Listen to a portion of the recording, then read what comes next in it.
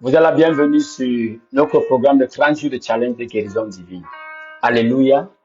Comme on vous l'a dit, nous sommes en train de diffuser depuis les studios multimédia des groupes scolaires bilingues la certitude à Oyoma-Bang.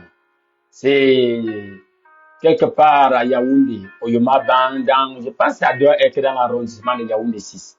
Alléluia. C'est une école maternelle et prière et primaire, mais ils ont un studio multimédia moderne. Donc pour les parents qui aimeraient donner une éducation, vous voyez, beaucoup plus, comment je veux dire, arrondi, complet aux enfants, voici une école que vous pouvez vraiment venir explorer. C'est pas une publicité payante, bien aimé. C'est juste que nous sommes en train de camper dans les locaux de cette école. Le fondateur nous accueille toujours la plupart du temps pour notre camp meeting de la Pâque. Alléluia. Donc nous avons profité pour faire notre programme dans ces studios modernes. Donc nous voulons une fois de plus dire merci aux propriétaires du groupe scolaire bilingue, la certitude. Alléluia. Aujourd'hui, bien aimés, nous allons continuer dans notre programme de 30 jours de challenge de guérison divine. Et Dieu a été merveilleux et miséricordieux. Alléluia. Comme nous l'avons dit, bien aimé, le problème de guérison que certains d'entre nous avons des difficultés à expérimenter est juste basé sur un manque de compréhension. Il y a certains blocages inconscients qui nous empêchent d'entrer dans la réalité de notre héritage en Jésus-Christ. Aujourd'hui, notre 9e jour, je crois, le 9e jour de notre challenge, nous allons parler de la guérison totale. Alléluia. La guérison totale de l'homme. Vous savez, je nous ai dit, je ne sais pas, c'était le premier bien le deuxième jour, quand nous sommes en train de parler de la guérison divine. Ça dépend. Pour certaines personnes, c'est pas la guérison du corps physique. C'est peut-être la guérison des émotions. Pour d'autres personnes, ça pourrait être peut-être la guérison dans les finances ou bien dans une relation avec quelqu'un. Guérison d'un mariage. Alléluia. Donc, quand nous parlons de la guérison divine, c'est d'autres personnes, si un autre groupe de personnes peut-être aura besoin d'une guérison spirituelle. C'est-à-dire quoi? C'est-à-dire la réparation, la restauration de la communion entre le Créateur, leur Créateur et eux-mêmes. Alléluia. Donc, c'est une guérison globale dont nous sommes en train de parler. On parle d'une guérison globale.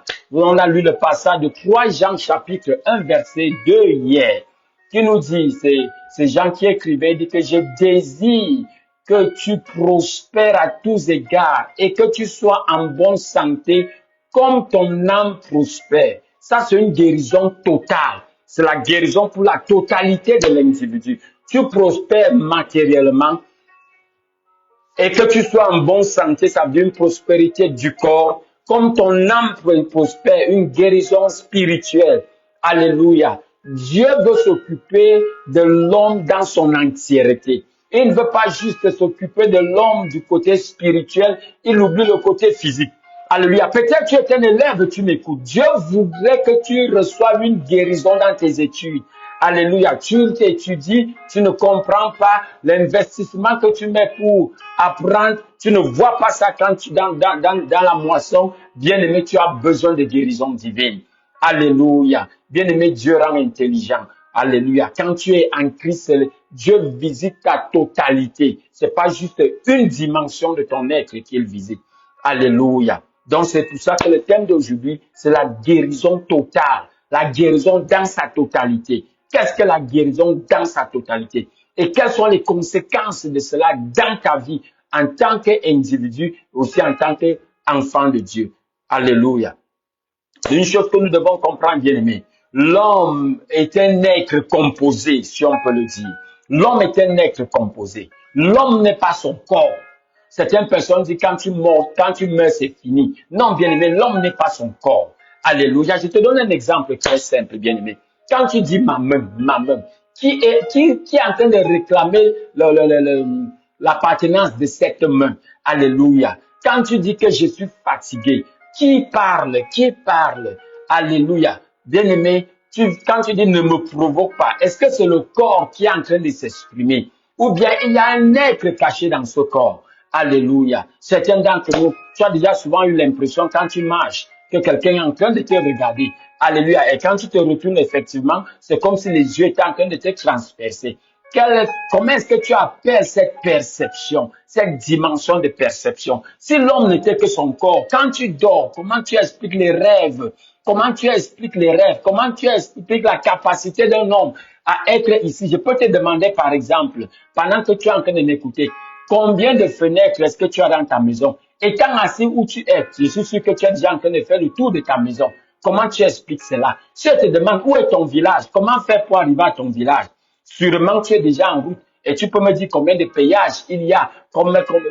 Bien aimé, donc cela veut dire, si tu as cette capacité de pouvoir imaginer, de pouvoir penser, alléluia, cela veut dire que tu n'es pas ton corps, parce que le corps est une masse physique, alléluia. Quand une masse physique se déplace, c'est perceptible par tout le monde. Mais si étant assis, tu as la capacité de te retrouver dans tes toilettes, tu as la capacité de te voir à ton lieu de service, cela veut dire, bien aimé, que tu n'es pas ce que tu crois. Certaines personnes, certains individus disent que Dieu n'existe pas. La mort, c'est la cessation de la vie.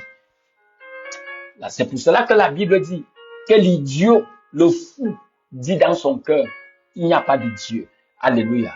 Parce que ce n'est qu'un idiot, c'est quelqu'un qui a un problème avec ses neurones, qui pourra avoir de telles compréhensions. Si tu dis que le Dieu n'existe pas, que l'homme n'est que cet être physique, alors comment tu expliques ces phénomènes? Alléluia. Donc, quand nous parlons de la guérison divine, bien aimé, nous sommes en train de parler de la guérison dans son entièreté. La guérison de l'homme total. Alléluia. Esprit, âme et corps. Esprit, âme et corps.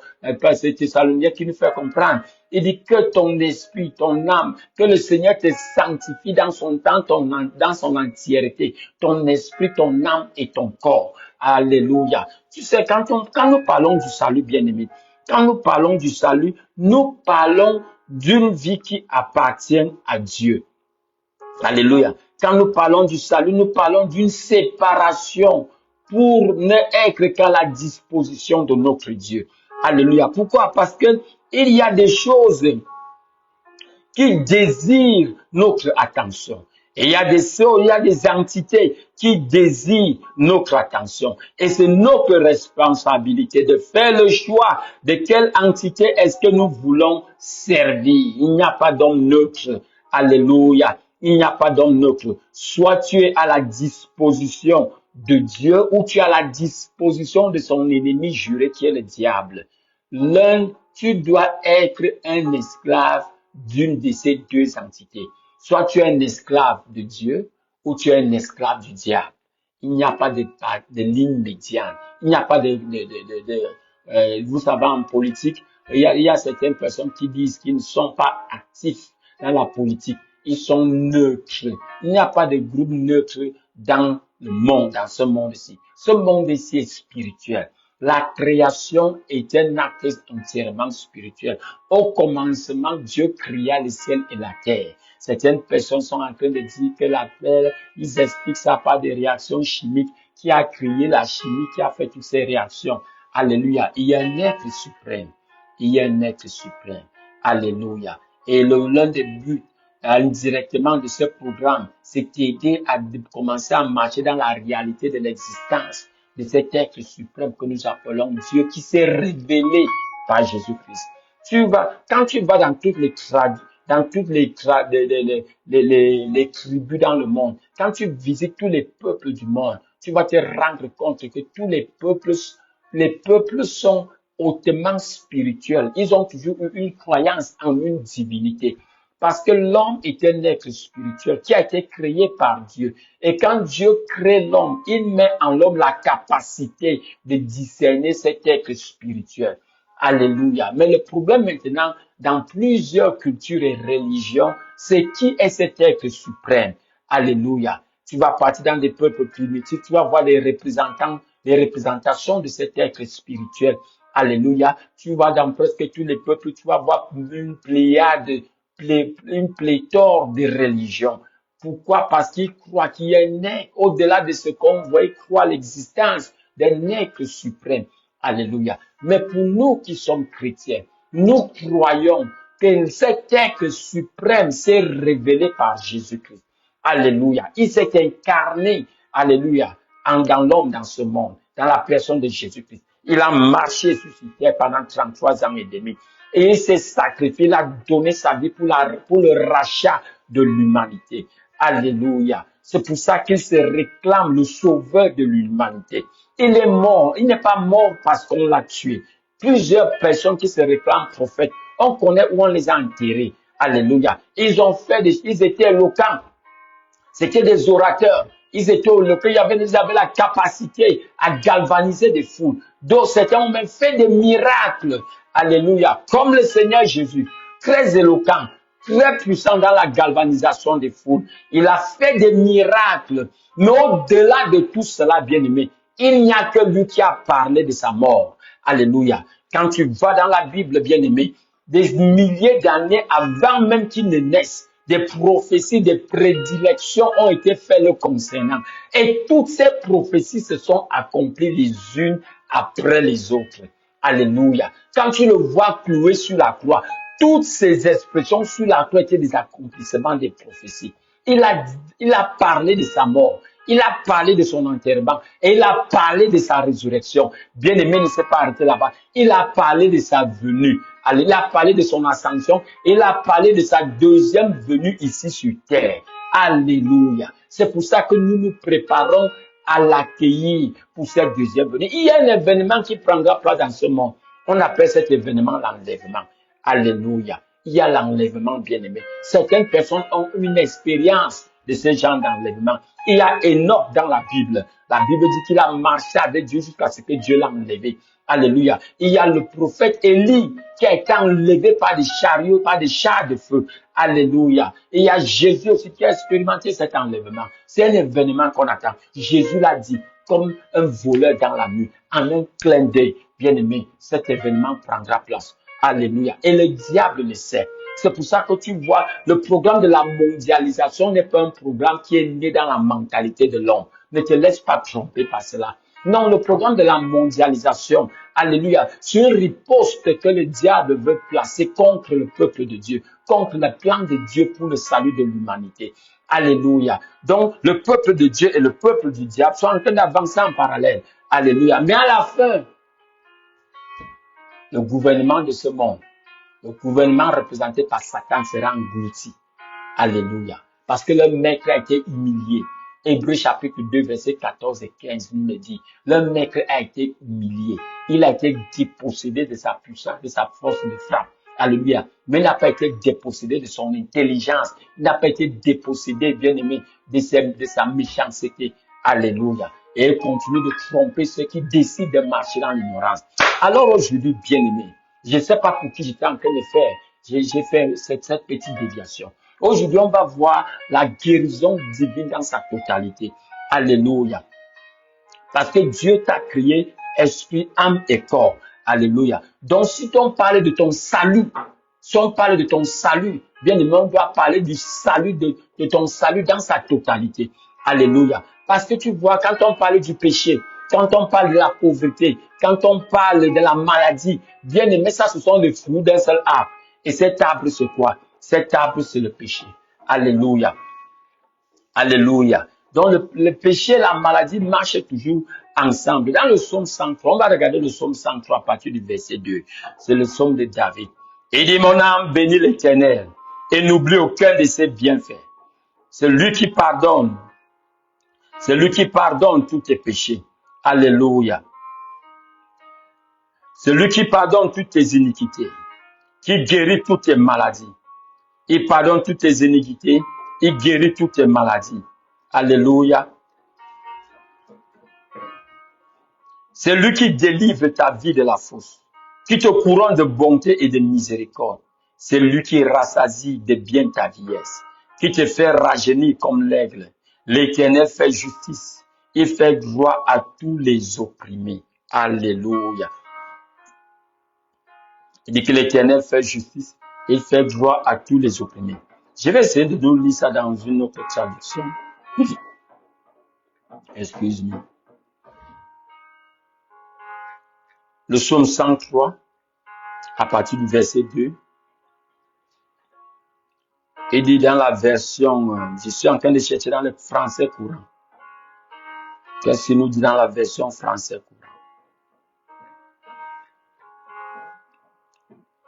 Français courant. Dans la version... regarde ce qu'il dit dans la version Beauvais, la Beauvais Bonnet. Mon âme bénit l'Éternel, n'oublie aucun de ses bienfaits. Celui qui pardonne toutes tes iniquités, qui guérit toutes tes infinités, qui retire ta vie de la force, qui te couronne de bonté et de compassion, qui rassasie ta bouche de bien, ta jeunesse se renouvelle comme l'air. Regarde ce qu'il dit au verset 6. L'Éternel fait justice. Il fait droit à tous ceux à qui l'on fait tort. L'Éternel fait droit à tous ceux à qui l'on fait tort. Alléluia. Si l'Éternel fait droit à tous ceux à qui l'on fait tort, cela veut sûrement dire que ce n'est pas l'Éternel qui te fait du tort, mais il est là pour te restaurer dans ton droit. Alléluia. Si on t'a fait du tort, au nom puissant de Jésus, l'Éternel maintient le bon droit en faveur de tous les opprimés. Si l'Éternel maintient le bon droit en faveur de tous les opprimés, définitivement, Dieu n'est pas l'oppresseur. S'il est du côté des opprimés, cela veut dire qu'il n'est pas l'oppresseur. Cela veut dire plutôt, bien aimé, qu'il est celui qui aide ceux qui sont opprimés. Alléluia. On ne le dira jamais assez. Français courant dit, nouvelle français courant. Oui, je veux bénir le Seigneur, sans oublier un seul de ses bienfaits. C'est lui qui pardonne toutes tes fautes, qui guérit toutes. Tu vois, le Seigneur est